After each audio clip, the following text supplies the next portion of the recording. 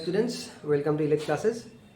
আজি আমি আমাৰ অসমীয়া মাধ্যমৰ ফিজিক্স লেকচাৰ সিৰিজৰ এটা নতুন টপিক ডিসকাস কৰিম। আজি আমি ডিসকাস কৰিম সৰলৰৈখিক গতিৰ গড় ত্বৰণ আৰু তাৎক্ষণিক ত্বৰণ। আমি প্ৰথমতে গড় ত্বৰণ এক্সপ্ৰেছনটো কেনেকৈ লিখিব পাৰোঁ চাওঁ। গড় ত্বৰণ যাক আমি ৰিপ্ৰেজেণ্ট কৰিব পাৰোঁ এ বাৰেৰে। ইয়াৰ যদি মই মেগনিটিউডটো লিখোঁ, গড় ত্বৰণ কি হ'ব? গড় ত্বৰণ হ'ল এটা নিৰ্দিষ্ট সময়ত বস্তু এটাৰ বেগৰ পৰিৱৰ্তন যদি মই সেই সময়খিনিৰে হৰণ কৰোঁ, আমি কি পাওঁ? গড় ত্বৰণ পাওঁ। মানে ধৰি লোৱা বস্তু এটাৰ ফাইনেল ভেলচিটি বা অন্তিম বেগ হ'ল v আৰু তাৰ প্ৰাৰম্ভিক বেগ হ'ল v0। ধৰি লোৱা বস্তুটোৱে তাৰ গতি আৰম্ভ কৰিছিলে t0 সময়ত আৰু অন্তিম বেগ আমি যেতিয়া কনচিডাৰ কৰিছোঁ তেতিয়া সময় হ'ল t, তেতিয়াহ'লে টাইমৰ ব্যৱধানটো হ'ব t মাইনাছ t0।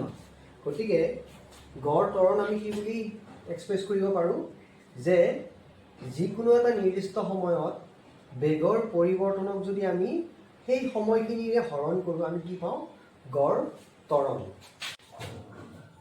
ধৰি লোৱা বস্তু এটাই x ডাইৰেকশ্যনত গতি কৰিছে। ধৰি লৈছোঁ আমাৰ প্ৰাৰম্ভিক সময় হ'ল t0। t0 সময়ত বস্তুটোৰ অৱস্থান হ'ল x0 আৰু t সময়ত বা অন্তিম সময়ত বস্তুটোৰ অৱস্থান হ'ল সাম x। এতিয়া যদি বস্তুটো এইটো দিশত গতি কৰিছে, তেতিয়াহ'লে বস্তুটোৰ ডিসপ্লেচমেন্ট হ'ব, ডিসপ্লেচমেন্ট বা হৰণ হ'ব x minus x0। x minus x0। এতিয়া বস্তুটো যদি যেতিয়া t0 সময়ত যেতিয়া তাৰ গতি জাষ্ট আৰম্ভ হৈছিল, তেতিয়া যদি তাৰ ভেলচিটি আমি v0 বুলি কওঁ আৰু t0ৰ পৰা t টাইম অতিক্ৰম কৰাৰ পিছত যেতিয়া টাইম t হ'ল, তেতিয়া সেই ক্ষণত বা ইনষ্টেণ্টত যদি ভেলচিটি v হয়, তেতিয়াহ'লে আমি গড় ত্বৰণ কি ক'ব পাৰোঁ? v মাইনাছ v0 ডিভাইডেড বাই t মাইনাছ t0। এতিয়া আমি এটা সৰলৰৈখিক গতিৰ ক্ষেত্ৰত পঢ়ি আছোঁ। গতিকে তাৰ গতিটো, বস্তুটোৰ গতিটো সৰলৰৈখিক গতিৰ ক্ষেত্ৰত কি হ'ব? কেৱল এটা ষ্ট্ৰেইট লাইন বা সৰল ৰেখাত হ'ব। মানে বস্তুটো এইডাৰ পজিটিভ x ডাইৰেকশ্যনত মুভ কৰিব বা গতি কৰিব বা নিগেটিভ x ডাইৰেকশ্যনত গতি কৰিব। যদি আমাৰ এই এক্সাম্পলটো আমি কি ধৰিলোঁ, বস্তুটোৱে কি ডাইৰেকশ্যনত মুভ কৰিছে, আমাৰ এইটো ডাইৰেকশ্যনটো পজিটিভ x ডাইৰেকশ্যন বুলি আমি এজিউম কৰিছোঁ।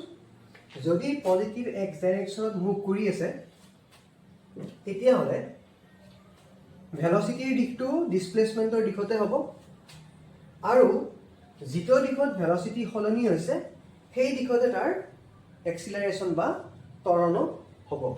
গতিকে আমি গড় ত্বৰণক ইয়াৰ পৰা লিখিব পাৰোঁ v minus v0 divided by t minus t0।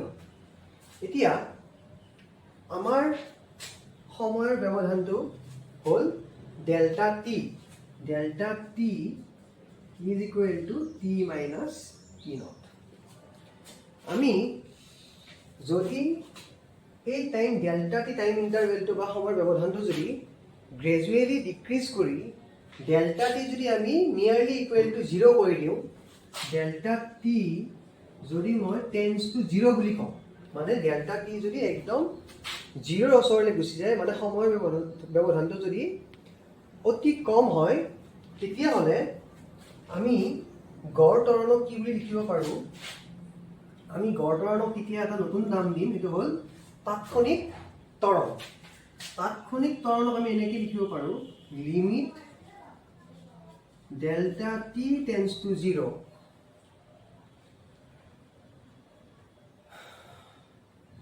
v minus v naught divided by t minus t. যাক আমি আকৌ ফাৰ্দাৰ লিখিব পাৰোঁ limit delta t tends to 0, v minus v naught divided by delta t. ইয়াক আমি further লিখিব পাৰোঁ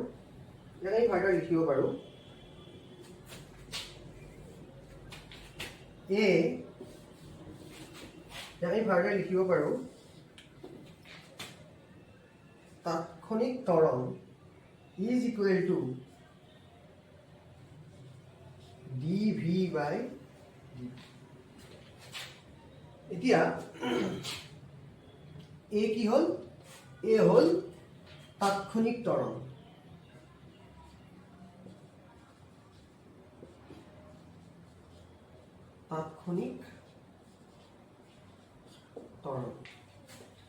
এতিয়া আমি তাৎক্ষণিক ত্বৰণক কি বুলি ডিফাইন কৰিব পাৰোঁ, কি বুলি আমি তাক তাৰ আমি ডেফিনিশ্যনটো কি দিব পাৰোঁ যে বেগৰ পৰিৱৰ্তনৰ হাৰ।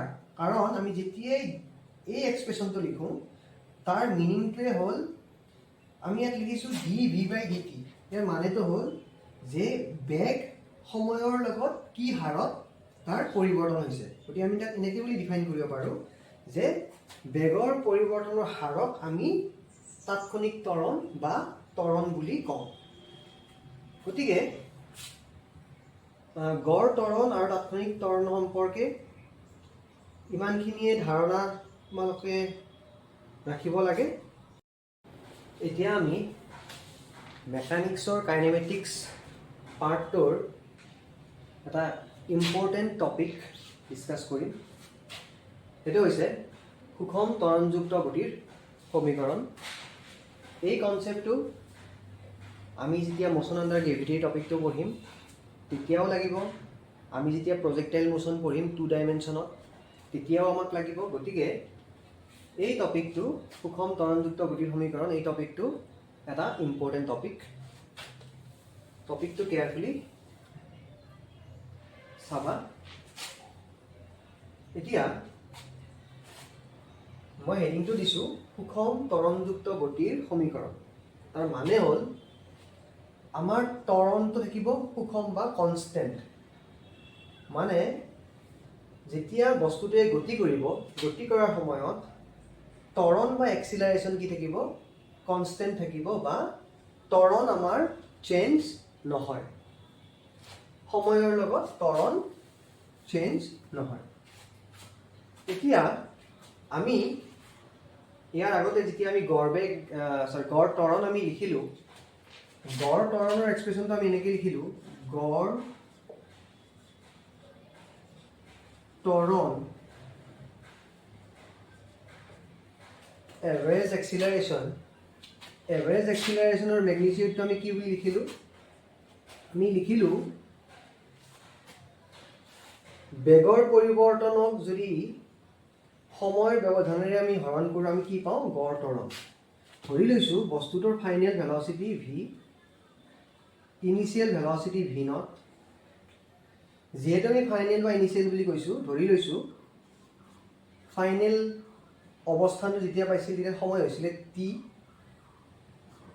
আৰু ইনিচিয়েল সময়টোক মই কি ধৰিছোঁ, 0 ধৰিছোঁ। মানে t ইনিচিয়েলটো মই ধৰিছোঁ 0 আৰু t ফাইনেল ধৰিলোঁ মই small t। Proportionally at t equal to 0, মোৰ ভেলচিটি মই ধৰিছোঁ, মোৰ বেগ কিমান আছিলে, তাৎক্ষণিক বেগ বা বেগ, ইয়াক মই ৰিপ্ৰেজেণ্ট কৰিলোঁ ভি ইনেৰে। ভি ইন মোৰ আছিলে ভি নট, আৰু যেতিয়া টাইম টি হ'ল তেতিয়া তাৰ ভেলচিটি, ফাইনেল ভেলচিটি হ'ল ভি। এই বস্তুখিনিয়ে মই ইয়াতে প্লট পাতি লৈছোঁ। ইনিচিয়েল ভেল'চিটি মোৰ আছিলে v0, ফাইনেল ভেল'চিটি মোৰ v, ফাইনেল টাইম মোৰ t আৰু ইনিচিয়েল টাইম হ'ল 0। এনেকৈ আমি গড় বেগৰ ডেফিনিশ্যনৰ পৰা আমি এনেকৈ লিখি ল'ব পাৰোঁ। এতিয়া ইয়াক যদি মই চিম্প্লিফাই কৰোঁ মই কি পাম? মই পাম যে v minus v0 is equal two a bar into t। এতিয়া এটা বস্তু যদি কেয়াৰফুলি চোৱা ডেফিনিশ্যনত, আমি তাৎক্ষণিক ত্বৰণ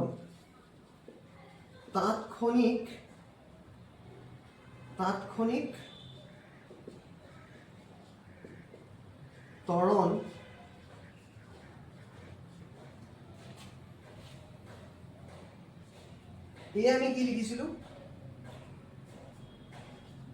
dv বাই dt। এতিয়া এইটো ক্ষেত্ৰত মোৰ ত্বৰণটো হ'ল সুষম ত্বৰণ, মানে কনষ্টেণ্ট ত্বৰণ।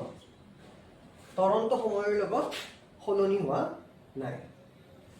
এতিয়া ত্বৰণটো যদি সময়ৰ লগত সলনি হোৱা নাই তেতিয়াহ'লে আমি কি বুলি ক'ব পাৰিম যে সময়ৰ লগত ভেল'চিটিৰ পৰিৱৰ্তনৰ হাৰটো আমাৰ কি হয়? Basically constant.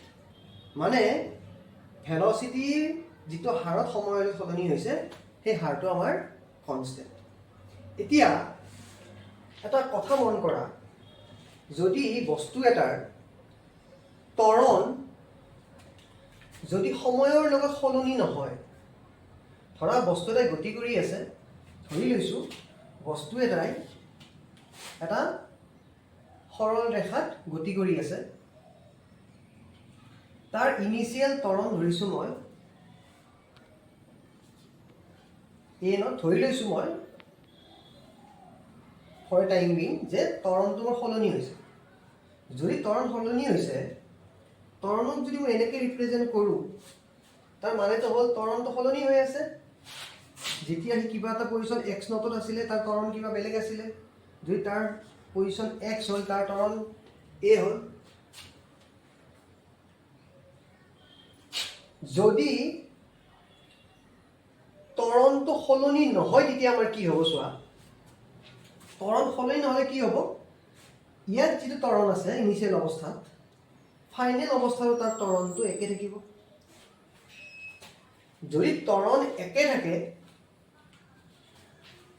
ইয়াৰ যিবিলাক ইণ্টাৰমিডিয়েট পজিশ্যনছ আছে, সময়ৰ লগত বস্তুটোৰ অৱস্থানো যিহেতু সলনি হৈ ফাইনেলি অন্তিম স্থানটো এইটো পালে য'ত আমাৰ ত্বৰণো সিমান। তাৰ মানে হ'ল ইয়াৰ মাজৰ বিন্দুবিলাকত প্ৰাৰম্ভিক অৱস্থানৰ পৰা অন্তিম অৱস্থান পোৱাৰ মাজত যিবিলাক আমি বিন্দুৰ মাজেৰে অতিক্ৰম কৰি আমি অন্তিম স্থানটো পাইছোঁ, সেই প্ৰত্যেকটো পইণ্টতে এক্সিলাৰেশ্যন কি থাকিব? চবতে এক্সিলাৰেশ্যন a0 থাকিব। যদি চব পইণ্টত এক্সিলাৰেশ্যন a0 থাকে, আমি যদি এই গতিটোৰ যদি এভাৰেজ এক্সিলাৰেশ্যন উলিয়াওঁ, এভাৰেজ এক্সিলাৰেশ্যন উলিয়ালে আমাৰ এভাৰেজ এক্সিলাৰেশ্যন কি হ'ব? যদি মই প্ৰাৰম্ভিক আৰু অন্তিম অৱস্থাৰো যদি মই ত্বৰণ ধৰি লওঁ কেৱল, তেতিয়াহ'লে মোৰ এভাৰেজ কি হ'ব? ইনিচিয়েল ত্বৰণ মানে প্ৰাৰম্ভিক অৱস্থানত বস্তুটোৰ ত্বৰণ প্লাছ ফাইনেল অৱস্থানত বস্তুটোৰ ত্বৰণ, দুটা অৱস্থানতে তাৰ ত্বৰণ সমান। গতিকে মই যদি a এভাৰেজ এনেকৈ উলিয়াওঁ, তেতিয়া মই কি পাম? বেচিকেলি মই পাম যে 2a0 by 2, that means বস্তুটোৰ তাৎক্ষণিক ত্বৰণ আৰু এভাৰেজ ত্বৰণ বা গড় ত্বৰণ একে হৈ যাব। যদি বস্তুটোৰ এভাৰেজ ত্বৰণ আৰু তাৎক্ষণিক ত্বৰণ একে হৈ যায়, তেতিয়াহ'লে মই সুষম ত্বৰণযুক্ত গতিৰ ক্ষেত্ৰত এই ইকুৱেশ্যনটোত এভাৰেজ এক্সিলাৰেশ্যনটোক মই কি কৰি দিব পাৰোঁ? ডাইৰেক্টলি ৰিপ্লেচ কৰি মই কি লিখিব পাৰোঁ? at। ইয়াত a কি হ'ল? a হ'ল তাৎক্ষণিক ত্বৰণ। এবাৰ কি আছিলে? এবাৰ আছিলে গড় ত্বৰণ। গতিকে আমি ইয়াৰ পৰা কি লিখিব পাৰোঁ ইয়াৰ পৰা আমি লিখিব পাৰোঁ যে v is equal two v not plus at এইটোৱে মোৰ কি হ'ল এইটোৱে কি এই ইকুৱেশ্যনটোৱে হ'ল সুষম ত্বৰণযুক্ত গতিৰ সমীকৰণৰ ভিতৰত প্ৰথম সমীকৰণটো হ'ল v is equal two v not plus at মানে অন্তিম বেগ ইজ ইকুৱেল টু প্ৰাৰম্ভিক বেগ প্লাছ ত্বৰণ পূৰণ সময় ইয়াতে এটাই বুজিবলগীয়া কথা আছে সেইটো হ'ল যদি সুষম ত্বৰণযুক্ত গতি হয় তেতিয়াহ'লে বস্তুটোৰ গড় ত্বৰণ কি হয় তাৰ তাৎক্ষণিক ত্বৰণৰ সমান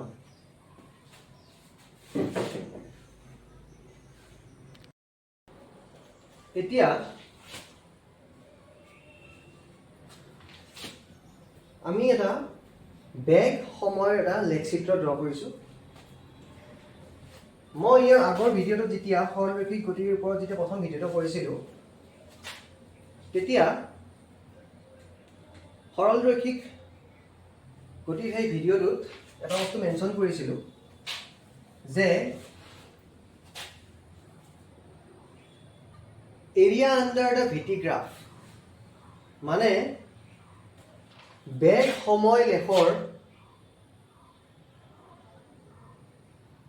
বক্ৰৰ তলৰ কালিটোৱে কি বুজায় ভিটি যিটো গ্ৰাফ মই ড্ৰ কৰিছোঁ এই গ্ৰাফটোৰ এই তলৰ কালিটোৱে কি বুজায় এই তলৰ কালিটোৱে বুজায় ভিটি লেখৰ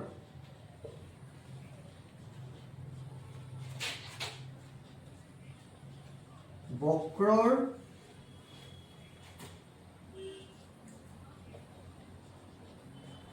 তলৰ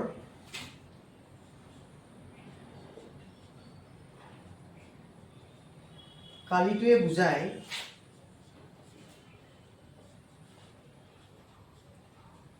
বস্তুটোৰ মুঠ হৰণ এতিয়া কেনেকৈ বুজায় এবাৰ মই ব্ৰিফলি কথাটো কৈছোঁ চোৱা যদি মই ইয়াতে এটা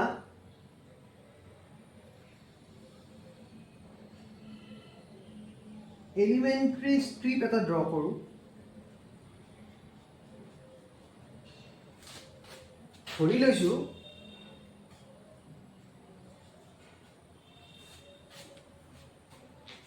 কোনো এটা খুব কম সময় ডিটিৰ কাৰণে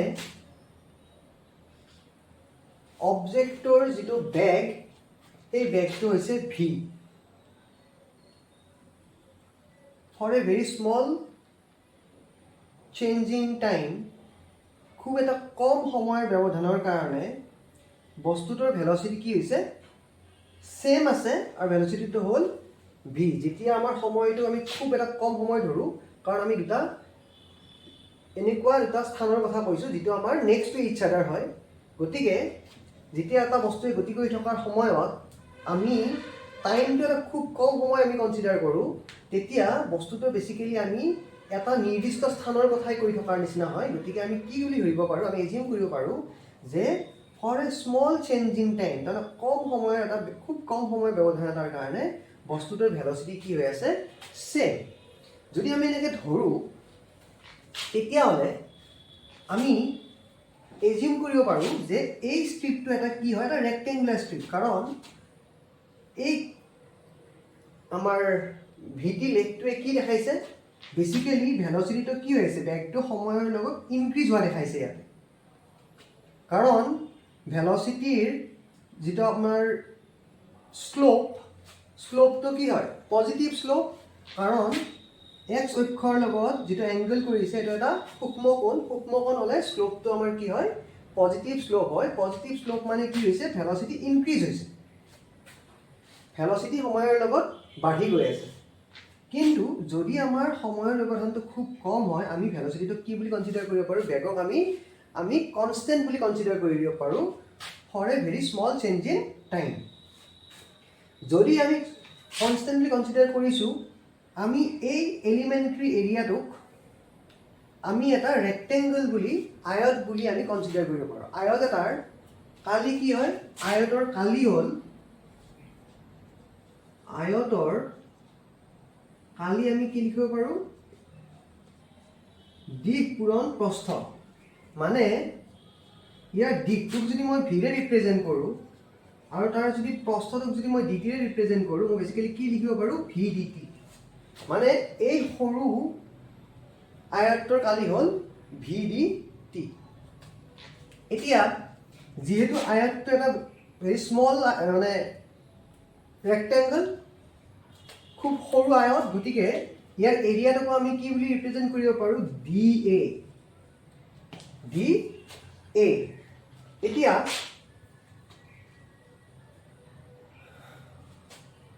এই এক্সপ্ৰেশ্যনটোক যদি আমি ইণ্টিগ্ৰেট কৰি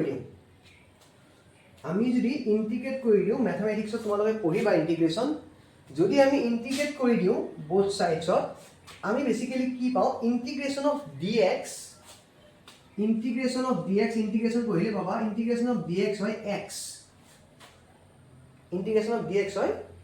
এক্স। গতিকে আমি ইয়াত কি পাওঁ, ইণ্টিগ্ৰেশ্যন অফ ডি এ পাম আমাৰ এ। আৰু ইয়াক আমি একজেক্টলি এনেকৈ লিখিব লাগিব, কাৰণ ভেলচিটিটো আমাৰ সময়ৰ লগত সলনি হৈ আছে, বা আমাৰ এৰিয়া বা কালিৰ এক্সপ্ৰেশ্যনটো হ'ব ইণ্টিগ্ৰেশ্যন ভি ডি টি। এতিয়া আমি আকৌ জানো যে তাৎক্ষণিক বেগক আমি কি লিখিব পাৰোঁ, আমি লিখিব পাৰোঁ V is equal to D X by D T. তাৎক্ষণিক বেগক আমি লিখিব পাৰোঁ V is equal to rate of change of displacement. তাৰমানে সৰণৰ পৰিৱৰ্তনৰ হাৰকে আমি কি বুলি কওঁ, আমি কওঁ তাৎক্ষণিক বেগ। এতিয়া আকৌ তাৎক্ষণিক বেগৰ ডেফিনিশ্যনৰ পৰা আমি যদি তাক ৰিৰাইট কৰোঁ, আমি এনেকৈ লিখিব পাৰোঁ যে D x is equal two V d T. আমি আকৌ যদি ইয়াত এই এক্সপ্ৰেশ্যনটোত যদি এই ইকুৱেশ্যনটোত যদি আমি ইণ্টিগ্ৰেট কৰি দিওঁ বোথ ছাইডছ, আমি কি পাম, আমি আকৌ পাম this implies x is equal to again v integration v d t. এতিয়া তুমি যদি এই এক্সপ্ৰেশ্যনটো আৰু এই এক্সপ্ৰেশ্যনটো কম্পেয়াৰ কৰা, তুমি কি পাবা, এৰিয়া আণ্ডাৰ দিছ ভিটি কাৰ্ভ, এই ভিটি বক্ৰৰ তলৰ যিটো এৰিয়া, সেইটো হ'ল ইণ্টিগ্ৰেশ্যন ভি ডি টি। আকৌ ভিটি বক্ৰৰ তলৰ ভিটি বক্ৰৰ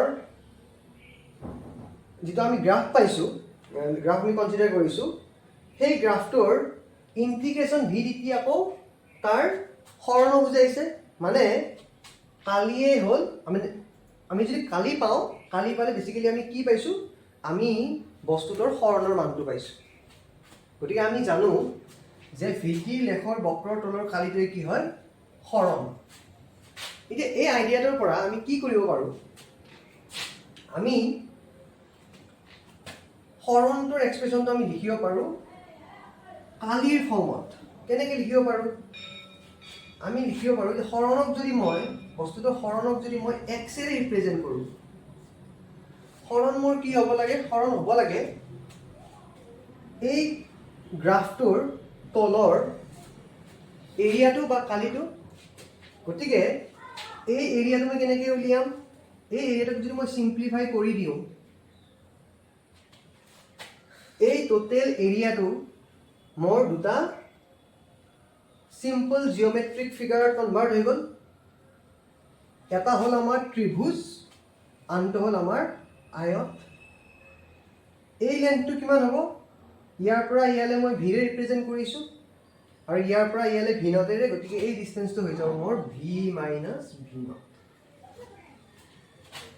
আৰু ইয়াৰ পৰা ইয়ালৈ টাইম হ'ব 0 to টিলৈ গৈছে, গতিকে টি মাইনাছ 0 মানে টি হ'ব। এতিয়া আমি জানো এটা ত্ৰিভুজৰ, আৰু এটা সমকোণী ত্ৰিভুজৰ কালি আমি কি বুলি জানো, হাফ পূৰণ বেছ পূৰণ হাইট। আমাৰ বেছটো হ'ল টি আৰু হাইট হ'ল ভি মাইনাছ ভি। এইটো হ'ল এই ট্ৰায়েংগল বা ত্ৰিভুজটোৰ কালি।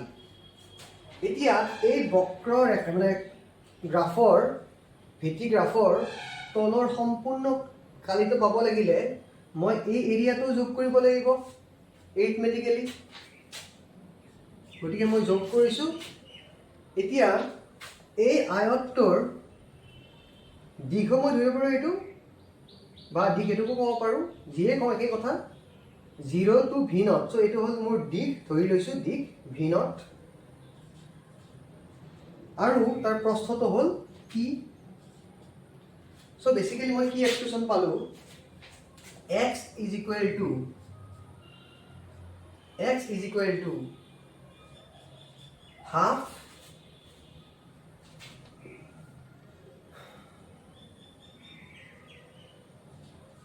VT minus half V0T plus V0T.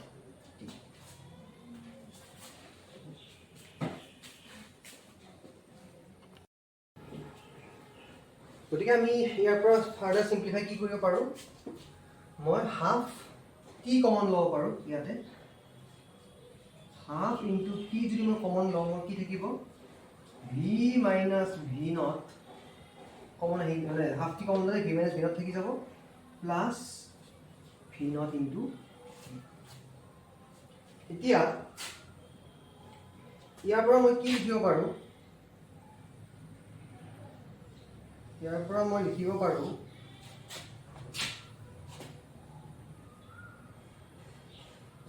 x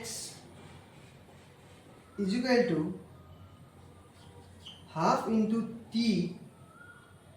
আমি জানো since v is equal to v0 plus at, প্ৰথম ইকুৱেশ্যনটো আমি কি পাইছিলোঁ, v is equal to v0 plus at, গতিকে আমি ইয়াৰ পৰা কি ফাৰ্ডাৰ চিম্প্লিফাই কৰিব পাৰিছিলোঁ যে v minus vt is equal to at। সেইটো আমি জানো, অলৰেডি আমি এইটো ডিৰাইভ কৰিছোঁ। গতিকে v minus vt ৰ জেগাত যদি মই at প্লট কৰি দিওঁ, মোৰ কি হ'ব, পুট কৰি দিলে x is equal to half into t into at plus v0t। ইয়াৰ পৰা মই কি লিখিব পাৰোঁ, this implies x is equal to, এই টাৰ্মটো মই প্ৰথমতে আনিলোঁ, v0 into t plus half at square।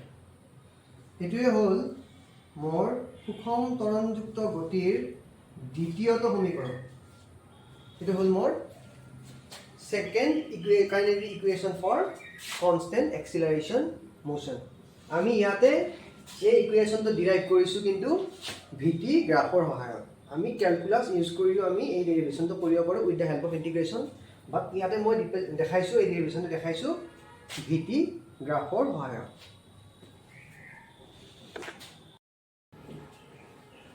গতিকে আমি ইয়াৰ পৰা ফাৰ্ডাৰ চিম্প্লিফাই কি কৰিব পাৰোঁ, মই হাফ টি কমন ল'ব পাৰোঁ। ইয়াতে হাফ ইনটু টি যদি মই কমন লওঁ, মোৰ কি থাকিব, V minus V naught common আহি মানে হাফ টি কমন ল'লে ভি মাইনাছ ভি নট থাকি যাব, প্লাছ ভি নট ইনটু। এতিয়া ইয়াৰ পৰা মই কি লিখিব পাৰোঁ, ইয়াৰ পৰা মই লিখিব পাৰোঁ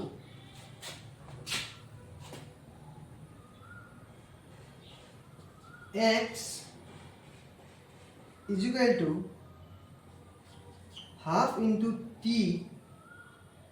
আমি জানো since v is equal to v0 plus at, প্ৰথম ইকুৱেশ্যনটো আমি কি পাইছিলোঁ, v is equal to v0 plus at, গতিকে আমি ইয়াৰ পৰা কি ফাৰ্ডাৰ চিম্প্লিফাই কৰিব পাৰিছিলোঁ যে v minus vt is equal to at।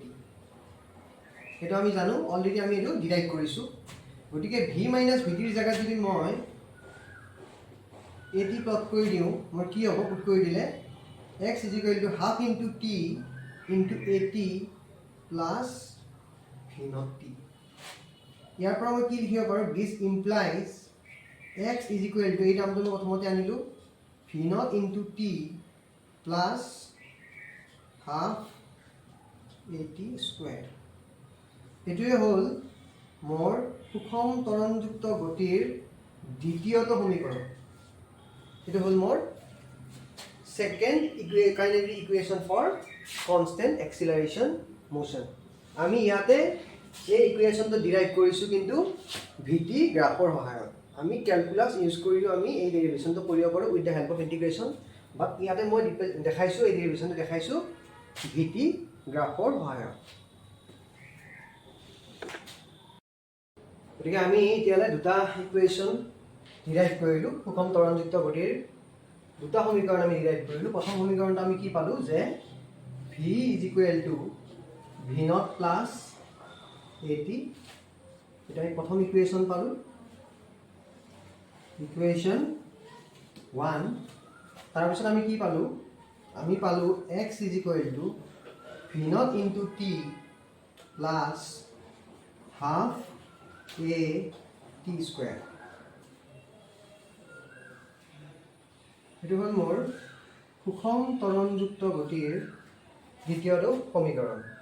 এতিয়া এই সমীকৰণ দুটা ইউজ কৰি মই তৃতীয় এটা সমীকৰণ আকৌ ডিৰাইভ কৰিম। তুমি চাবা, প্ৰথমতে লিখিছোঁ মই equation 2 implies x = V0 T plus half AT square.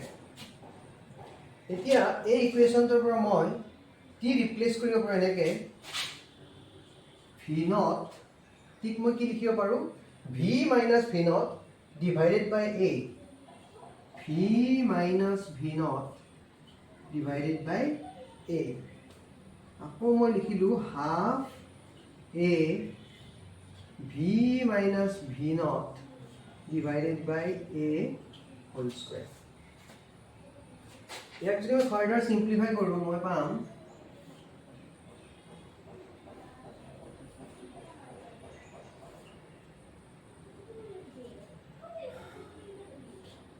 V0 × V minus V0 square plus half V square minus twice V into V0 plus V0 square divided by A.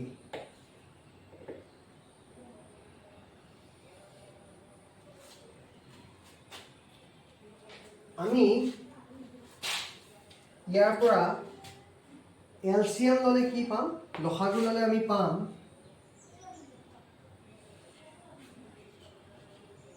2 into A 2 times of V into V0 minus V0 square আৰু ইয়াৰ পৰা মই পাম